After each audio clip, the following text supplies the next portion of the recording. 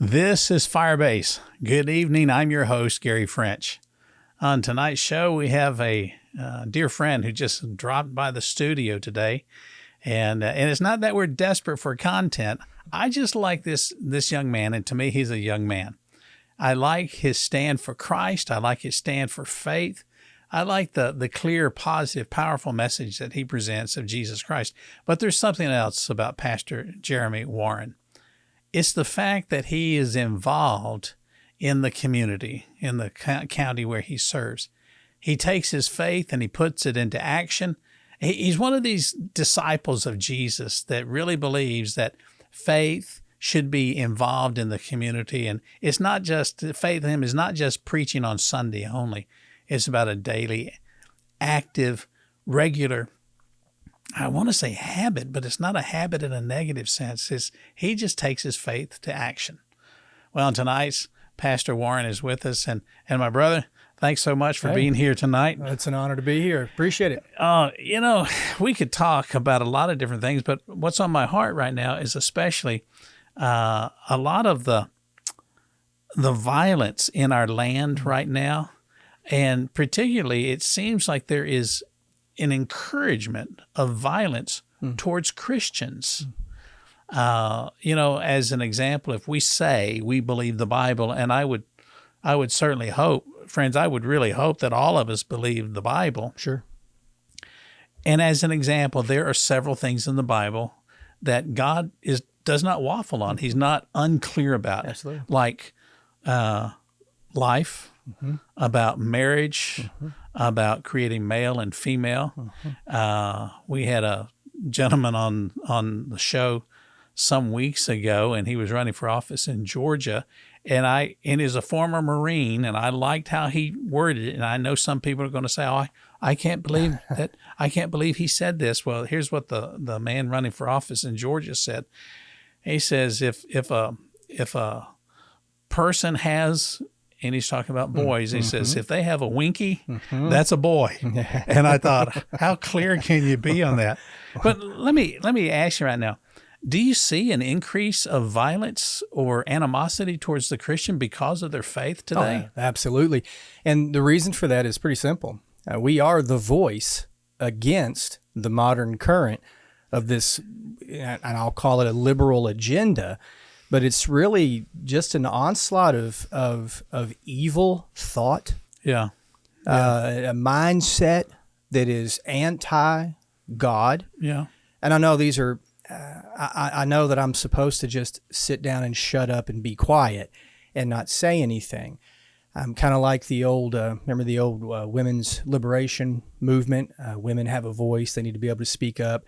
And now they want us to shut up and be quiet. As Christians, it's funny how those who are so liberal in their thinking can become so close-minded. Well, that's the same way there, Pastor, that the people who say they're the most tolerant are not tolerant of our Christian views. No. Well, and I suppose this is a valid question for me. Why does it seem like the church, I've got to rephrase that. It's not why does it seem, why has the church been so silent about biblical values, and why is the church fearful to push back against those who are attacking our faith? Well, tolerance is one of the biggest, if not the biggest lie in our culture today. They don't want tolerance, they want power. When they use the word tolerance, what they want you to do is tolerate them taking away your rights to be able to be the freedom-loving individual that you are. So tolerance is really a catchphrase or a whistle, dog whistle, if you will. Right. Which means I'm about to say something that you're not allowed to disagree with. Yeah. And if you do, you are intolerant. Now you're an enemy. Well, what you're talking about there, Pastor, is you're talking about the cancel culture of today. Of course I am. That, absolutely. There have been times on this show that we've been removed from different sources, or we've had people not like. Do you wear that as a badge of honor? I really do. I really do. And it's for me that if we're speaking the truth, absolutely, and I'm convinced that we're speaking the truth, we should not be fearful of that, of speaking the truth. Absolutely not. There's a fine line between liberalism and legalism. There is this balance that as Christians we have to maintain, where we don't become legalistic. I don't want to control you, but I want you to be free. Yeah. To be able to exercise, in our case, our faith, right, without dominating or having absolute authority over people. We know that that's not the effort or the goal, if you will, of the believer, to have absolute sway and control over people. Right. Because as a people who have come to faith in Christ, we know that was a free gift that he offered us, and we had that choice to accept or decline that gift that he gives us. What I have a real concern with in our culture today is not only this tolerance, this cancel culture, but it's the agenda that this tolerance and cancel culture facilitates in taking over the ability of a man and a woman to raise a child in the way of the Lord. Yeah, that's because a valid point. if they do, they have created this. It's not a crime yet, but it is a cultural crime, if you will. Yeah, exactly. Where they have forced something on this child. You know, and I think the irony here is that we're hearing a lot from people today that all views should be accepted. But it seems like if you say, my view, Right. my faith, my Right. conviction That's right. is Jesus is the way, the truth, and the life, and no one gets to the Father, gets to heaven, but through him. I'm ridiculed, or the church is ridiculed, or you are ridiculed for being narrow-minded, backward, and it's easy. You know, living in Kentucky, they view us all as being toothless, shoeless, backward-thinking people who all have moonshine stills in our backyard. Right, exactly. And nothing could be further from the truth. I have been fortunate enough to have the experience of meeting some of those backwoods people. They may not understand who the current entertainer is that everyone's fawning over on the radio, or whoever the latest actress or actor is that everyone's supposed to love, but they know that they love their children, they know that they love their parents, they know that they love their brother, their sister, and they know that if someone's in need, they're going to do what they can to help them. Right. And they instill values that you're not going to get from the Hollywood elite. You know, I was in a gathering, just a small gathering recently, and people were talking about all the events that are happening in the world. And someone spoke up and mentioned about, we're in the last days. And then you have people that say, we're in the Great Tribulation right now. Well, friends, if we're in the Great Tribulation, I got gypped. I got missed somewhere if this is what's happening. But, Sure. But they were talking, and then I commented. I couldn't help myself. Pastor, I just said, Paul wrote to Timothy, and I think it was 2 Timothy chapter 3, and he said, in the end days, you're going to see people that are lovers of themselves, proud, boastful, disobedient to children, children who are disobedient to their parents. And then he says these words, and this sounds like contradictory to the gospel. He says, stay away from these kind of people. Yeah. And somebody commented, said, well, you'll have a very small circle of friends. Wow. And the reality is that our faith is to influence society. Right. And if we integrate ourselves into society without our faith, then the society does not just influences us, it infects us. It does. He is the vine and we are the branches. There is no other source of life that you and I have apart from him. Right. If we are a believer, there is no other source of life. There will be times when there will be things that latch on to us. There will be things that attempt to infect us. And I do believe that the church today is dealing with I hate to use strong terms, but an infection. Yeah. And it is an infection of this desire to be loved by the world. The world is never going to love us. That's a great point. Never going to love us. That brings to my mind then, why then, if we say, I've seen placards out front of churches says, everyone welcome. Right. Well, of course. Yes. Of course everyone is welcome. Yes. I remember as a little kid, if you're at the dinner table and you belched or some other bodily function, and mom said, son, don't do that. Yeah. I was smart enough to know, well, why? Because she would say, Well, number one, because I said don't do that. Number two, it's not polite publicly to do that. That leads me to this consideration. Why are we allowing non-believers to define what it means to be a believer in the life of the church today? And we've got about a minute for our first break. We have a desire that has crept in, infected the church. And a lot of that is from prosperity. We want to be accepted by the world, because if we're not accepted, we can't be a participant. If we're not a participant, we won't be considered relevant or be admitted into the circles. And often people will use this excuse, well, I have to go along to get along. And what happens is before long, you find out that you've gone too far and you can't get back. Yeah, exactly. We have this desire. We want to be loved by the world. And we think that if we have this ability to acquiesce, to give in, to give them a little bit of what they want, that they'll just take that little bit and then let us be who we are. Yeah. Unfortunately, they don't give back. Yeah, hang on to that thought, Pastor. Folks, when we get back from this short break, we're going to continue talking with Pastor Jeremy Warren. We're going to talk about perhaps critical race theory. We'll talk about what we can do to stand firm in our faith. We're going to talk about the politics that seem to be infiltrating into the church today. Don't go anywhere, where we will be right back after this very short break.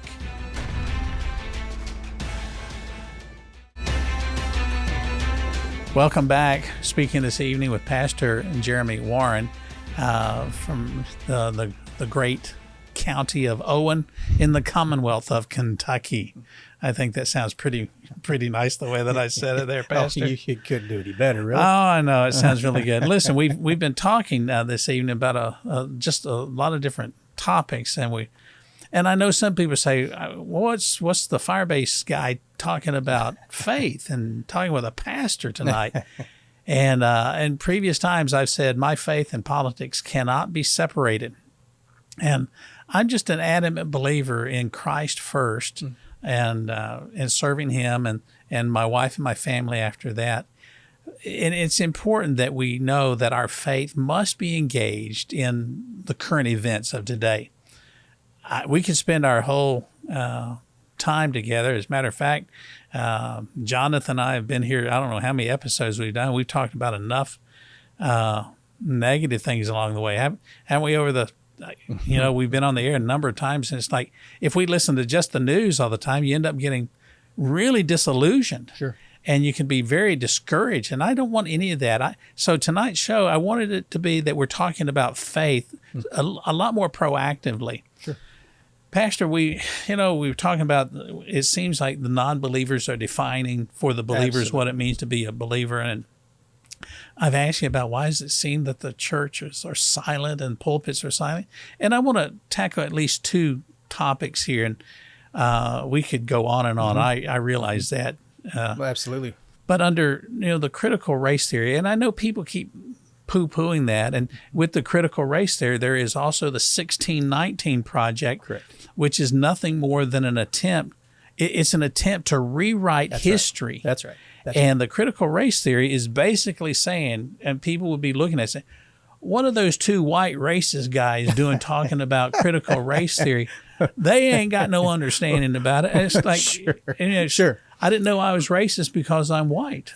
Well, the critical race theory is I guess you would call it a subset of critical theory overall, which is a movement that has one goal, and that is to tear down and destroy anything that is in its path that it does not agree with. Critical theory is basically the process of looking at something that is working, finding a way to inhibit and then cripple that said entity for the purpose of destroying or devouring it. Look at what communism does everywhere it goes. Well, yeah, exactly. And my thoughts is that look at the roots of Marxism. Exactly. And the roots of Marxism are to tear down the culture, to rewrite the history. Yes. You don't even need to look too much farther back in history. We quote about or reference Adolf Hitler a lot, but his big push was to pull not only the guns, but the Bible out of the life of the church and control the church. Correct. And that leads right in to the question you asked about why are we so, I'm not sure exactly the term you used, but backward in our faith. We're so afraid of speaking out. Yeah. For decades, this thought has been planted in our heads that you've got to be silent and private about your faith. Don't push your faith on other people. Don't push your views on other people. Those are your personal views. You can have them so long as you keep them private. Yeah. See, there's where our problem is. There's no such thing as a private Christian. Jesus said, we sang the song when we were little kids, this little light of mine, Right. I'm going to let it shine. Jesus said, no man lights a candle and hides it under a bushel, but rather he lets it shine. If we apply the process of critical theory, critical race theory, apply that to our Christian views, our Christian beliefs, Right.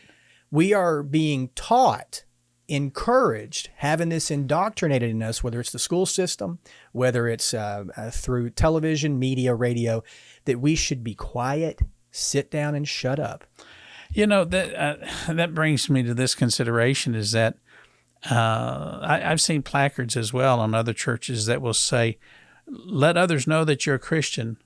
Tell them if you have to, which is it's a slick way of saying, sit down and shut up. Don't tell people. It is. There's a prolific Bible scholar by the name of Henry Blackaby, and Blackaby has a book called, from years ago, he and his son co-authored, that says The Power of the Call.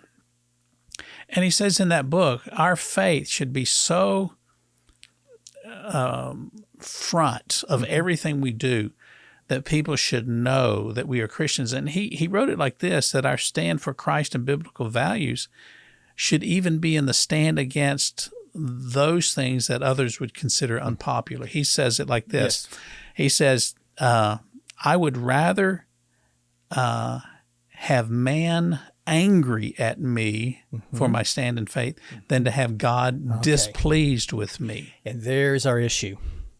We have had this doctrine that has floated around, it coincides with this idea of be quiet. Right. That says that God loves you. There's no need for you to exercise. When I say exercise your faith, what I mean is when it comes to saying this is not okay, this is wrong. For instance, if you saw someone in a burning vehicle, you would pull them out. Yeah, that's a great point. But nowadays, people whip out their phones, take a video of it, and let someone else act or react. And we're seeing that in the church is what I'm getting at. Pastor, there's a gentleman I know, and he's not a close friend. He's just an acquaintance friend that I've known and met him several times.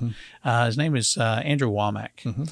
And Andrew was telling a story. He lives up in the mountains outside of Colorado Springs, and he was headed home. And came around a curve. He said a vehicle passed him, came zipping around. It was a foggy night.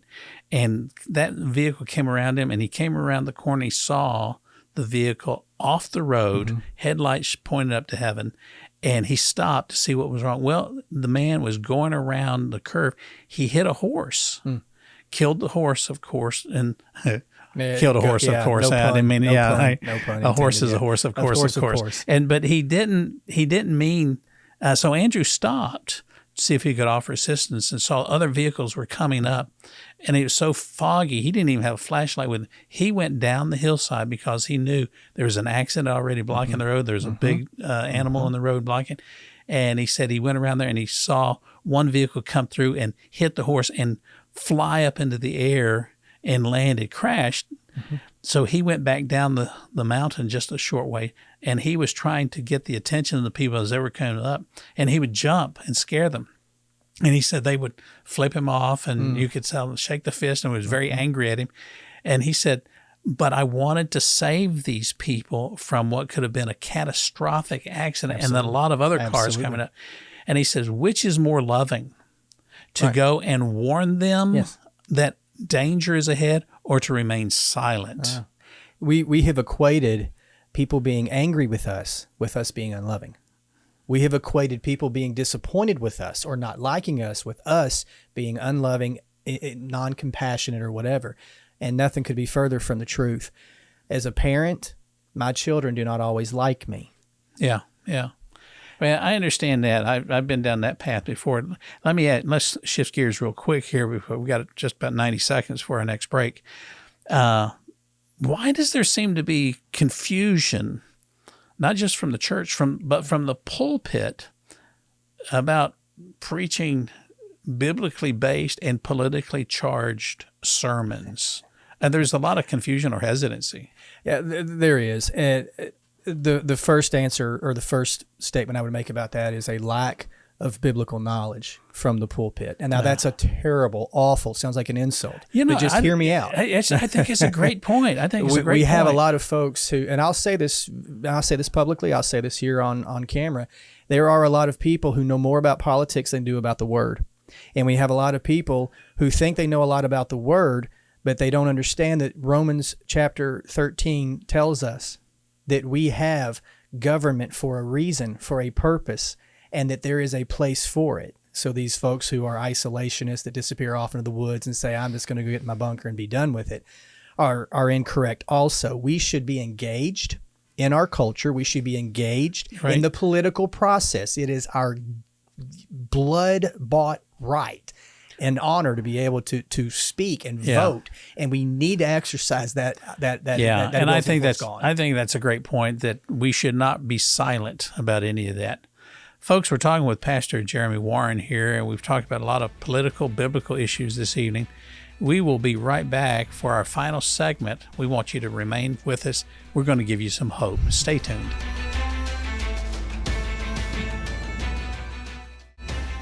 Welcome back. This is the final segment for tonight's show. Once again, to remind you, speaking with Pastor Jeremy Warren. Be sure to send us any comments to Firebase, P.O. Box 39, Prairie Park, Kentucky, 40363. Or you can tune into our YouTube channel to see any past episodes.